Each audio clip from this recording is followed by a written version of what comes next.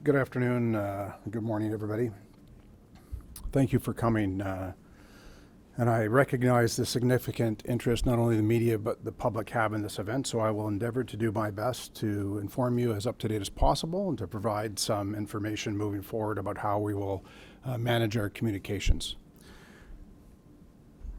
I'll just start with a review of the incident from yesterday. So on February 10th at approximately 1:20 p.m. Pacific Standard Time at Tumbler Ridge, RCMP received a report of an active shooter at Tumbler Ridge Secondary School. A police-initiated public alert, PIPA, was issued as officers responded. Police from Tumbler Ridge RCMP and surrounding detachments responded immediately, with members from the local detachment arriving within 2 minutes of the initial call. Upon arrival, there was active gunfire, and as officers approached the school, rounds were fired in their direction. Officers entered the school to locate the threat. Within minutes, an individual confirmed to be the shooter was located deceased with what appeared to be a self-inflicted gunshot wound. The suspect has been identified as 18-year-old Jesse Van Rootselaar, who is a resident of Tumbler Ridge.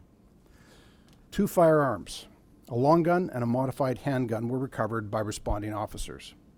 Determining the origin of these firearms and what role they played in the shootings remains a significant part of the active and ongoing investigation.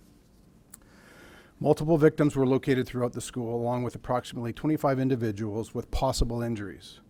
Once it was determined to be safe, officers evacuated over 100 students and faculty to a local community center, while police continued to assess whether any ongoing threats remained.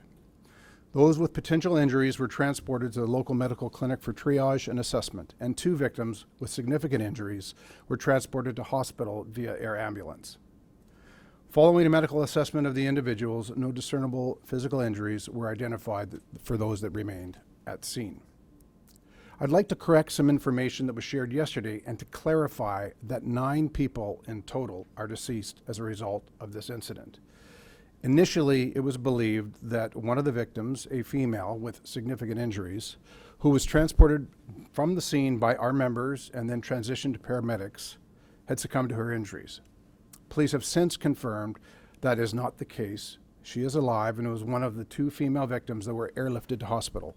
Both of those victims remain in serious condition. The deceased victims from the school include an adult female educator, 3 female students, and 2 male students between the ages of 13 and 17. 2 additional victims, an adult female and a male youth, were located deceased in the local residence.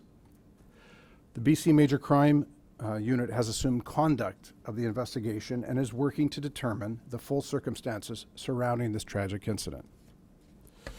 There's been much speculation within the community regarding the relationship between the shooter and some of the victims.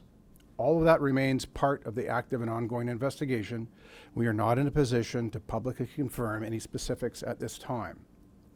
Additional resources have been deployed to Tumbler Ridge to support both the investigation and day-to-day policing operations, which continue with the assistance of our neighboring detachments. BC Emergency Health Services, the Tumbler Ridge Fire Department, the local medical center, the school district, the community center, and many others within the community have provided significant support throughout this response. Anyone in the community who does not need support, who does need support, is asked to go to the Tumbler Ridge Community Center at 340 Front Street. We understand the community has questions, and we understand they want to know the motive behind this tragic incident.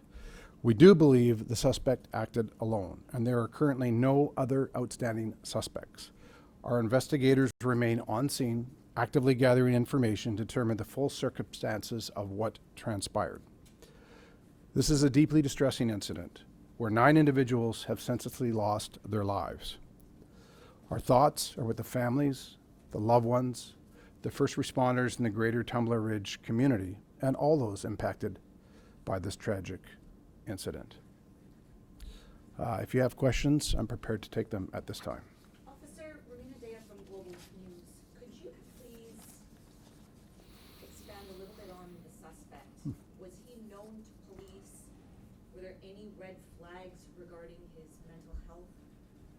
So a suspect is identified as an 18-year-old female by the name of Jesse. We have a history of police attendance at the family residence. Some of those calls were related to mental health issues. Could you spell the suspect's name, please? Yes. The first name is spelt Jesse. The surname is spelt capital VAN, then space, capital ROOTSELAAR. Were the two victims found at the residence where the suspect lived? Yes. And why can't you elaborate on the relationship between the victims and in that residence and the suspect? I can't elaborate on that. So it is believed the victims of that residence and the suspect are family members. Can you say what parent, sibling, what relationship that is? Yes, the female adult victim is the mother of the suspect, and the youth male is the brother of the suspect, or stepbrother. Can you expand, you talked Yeah. about a history of mental health with this female suspect. Could you expand on that? I'll give you perhaps remaining some general comments on that. Police had attended that residence on multiple occasions over the past several years, dealing with concerns of mental health with respect to our suspect. I can say that on different occasions, the suspect was apprehended for assessment and follow-up. So apprehended under the Mental Health Act, Yes. taken to hospital. In some circumstances, yes. Any indication whether or not the suspect was receiving any help for their mental health situation regarding counseling, any of those services that are involved? I don't have that information at this time if the suspect was currently receiving care. I don't have that information at this And time. any of the interactions with police, any of them have to do with weapons? Yes. In particular? Yes. Could you expand on that, please? I will say that, again, I'm not trying to be too circumspect, but police have attended that residence in the past, approximately a couple of years ago, where firearms were seized under the criminal code. I can say that at a later point in time, the lawful owner of those firearms petitioned for those firearms to be returned, and they were. Were criminal charges laid in relation to those firearms? No. What West firearm? with FYI Media. My question is, we've heard all around the world, reports coming out from different media, not local but world, and we've heard people from Tumbler Ridge, actual people that know the shooter, and they are all saying that this person is transgender. Why is the RCMP not speaking to this? Why are we hiding this from the public? Well, first off, thank you for your question. We're not hiding it. In fact, you're the first media to ask the question. I will say this. We identified the suspect as they chose to be identified in public and in social media. I can say that Jesse was born as a biological male who approximately, the information that I have, approximately 6 years ago began to transition to female and identified as female both socially and publicly. Unfortunately, we've heard a lot of transgender and masculine shootings. Do you think there's a correlation here? It's too early to say whether that has any correlation in this investigation. I think it's important to recognize that this investigation is still in its infancy. We have scenes still lock down the school and the residence while we execute search warrants and gather further evidence and talk to witnesses that may have further evidence for police. Can you tell us about the weapon? Hi. I'm just wondering, can you tell me when were police, prior to yesterday, last in contact with Jesse? That's a good question. I probably have that answer somewhere here in my papers, but I believe we were there sometime last year. So nothing in the last few days? Nothing in the last few days, that's correct. Okay, and you talked about the guns that were Mhm. recovered. And can you say anything about who owned those guns, whether he had any sort of consent? So I will say this. I know the guns are of significant interest to everybody. Part of the reason we haven't identified the specific models of the firearms or ownership is because at this point in time, our investigators continue to pursue those leads. We want to make sure that the information we do provide is accurate. We want to ensure that we can identify properly the ownership of the firearms, how they were procured, whether they were lawfully owned, unlawfully owned, whether they were manufactured, and whether there could be any other parties to an offense that we are not yet aware of. So when we are able to release that information, we certainly will. He was quite young. Did he have a license to have that? I can say that she had a license that had expired. I believe it was in 2024. She did not have any firearms registered to her. Can you talk about, sir, any indication in the information you have regarding Jesse experiencing bullying at the school, any sort of difficulty at the school because of this transition from male to female? I do not have any information to suggest that was the case. I can say that Jesse dropped out of school approximately 4 years ago and was not currently attending the school. Sir, I have a question here from Jared from the Western Standard. They wanted to just know why we waited until now to confirm the identity of the suspect. It's a good question. I know it's one of concern, specifically with the speed of social media. I think it's important to recognize that yesterday, when we first provided a media availability, it was approximately 5 hours after the active shooter event. At that point in time, we were still trying to lock down locations. We had victims that we were evacuating. As you can imagine, the scene was quite chaotic with significant amount of trauma. And it's important for us when we do release information to get it accurate. I point to the case of now having to correct and say that there's only 9 deceased persons instead of 10. We want to get information out as quick as possible, but we also appreciate that that information needs to be accurate, because particularly when we're dealing with victims or are dealing with the identity of a suspect, we have to take into consideration, in this case, our suspect was deceased. We had to locate next of kin to notify them. So I would hate, notwithstanding the public interest, I would hate for someone to find out that their loved one was deceased, coming from our podium or coming from the news media in advance of being told in person. And then I have one other question here from Ruth with Energetic City. Was the suspect related to anyone in the school? I can say that the suspect was not related to any of the victims of the school. I don't have any broader information beyond that, other than say that the suspect was related to the 2 victims at the private residence. Did the suspect leave a note or any other communication in advance of this happening? Not that we've located so far, but we are continuing to pursue that lead. Sir, are you able to give us sort of what the police's working theory is on why this happened? Well, we don't have an idea yet as to motive. And again, recognizing we're still less than 24 hours into this incident, it is something that we are certainly passionately pursuing. But it would be too early to speculate on motive at this time. Was there a bolt put out to be on the lookout for prior to the shootings regarding the suspect? Not that I'm aware of, but once the shootings commenced, we did issue the public police alert.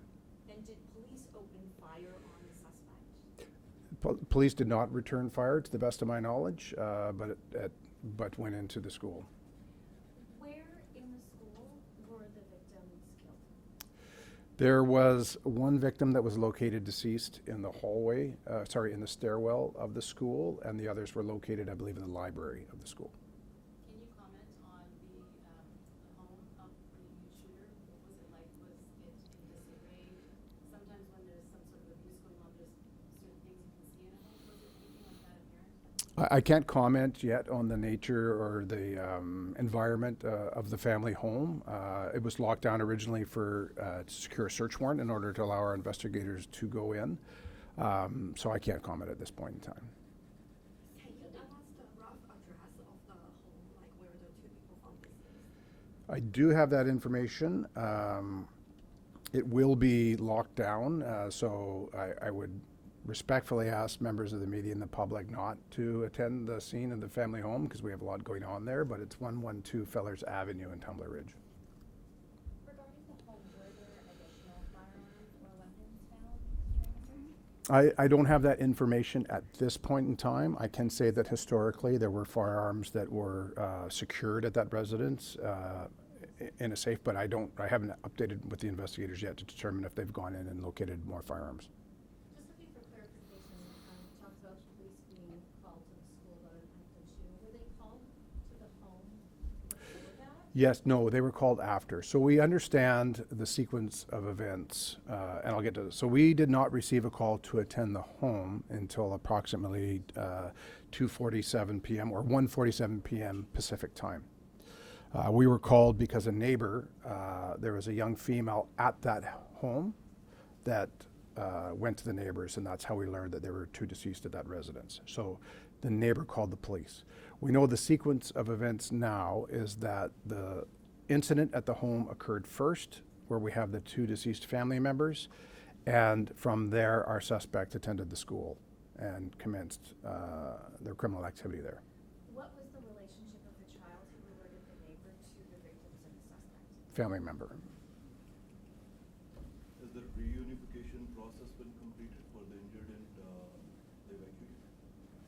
For the students, so most of the what I would call injured individuals are people that were assessed for injury were released right in Tumbler Ridge shortly after receiving triage and/or treatment.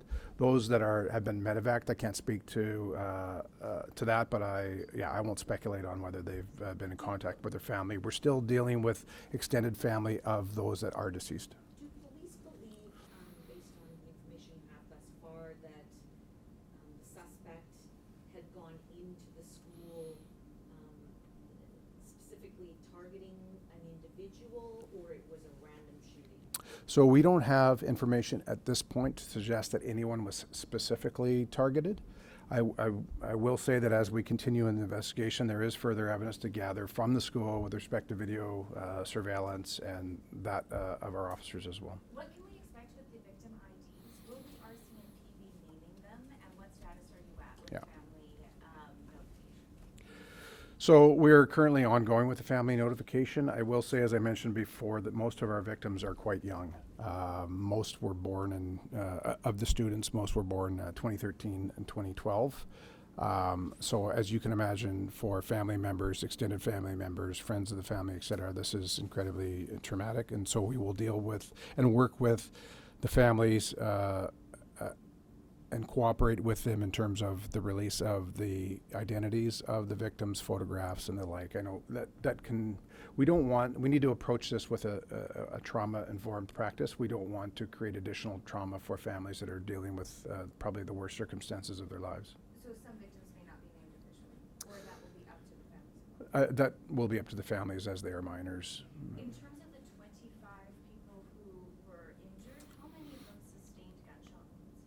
So of the 25 surviving individuals, the 2 that are currently airlifted, the majority of the rest, there were not gunshot injuries. The reason they were all examined and triaged in first instance is there were a lot that presented with injury, blood, et cetera, that weren't actually injured, but we had to work through all that. So what kind of injuries were they? Was it like glass or? I don't want to speculate. I don't have the exact details, but you can imagine in a chaotic situation where the students and faculty are barricading themselves in a room that any types of injuries could result. Were there any, you mentioned that there weren't any recent, no recent involvement with police and the suspect, but were there any calls, concerns by anyone in the public to police about the suspect in recent days, weeks, months? The most recent incidents I have are from spring of last year. So we've checked our police indices, their databases, et cetera. I don't have any information that there's been anything since then. And could you give us the context of the spring of last year? Similar to what I said before, the concerns regarding mental health, self-harm, those types of concerns. Okay, we'll take 2 final questions. Just a clarifying question on the injured. So was it 27 injured in total and 2 airlifted, 25, or was it?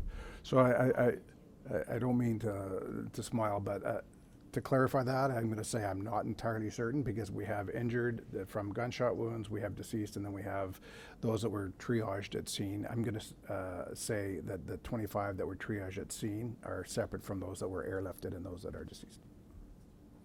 And then, sir, we just have one other question here regarding the victims. The ones that were airlifted, do we have any updates on their status at this point? Critical but stable. Thank you, sir. Thank you, everyone. Sorry, I'm just gonna, I need to steal this. You can take the whole thing. I just wanted to quickly correct one thing that just came in as Sir was up here speaking.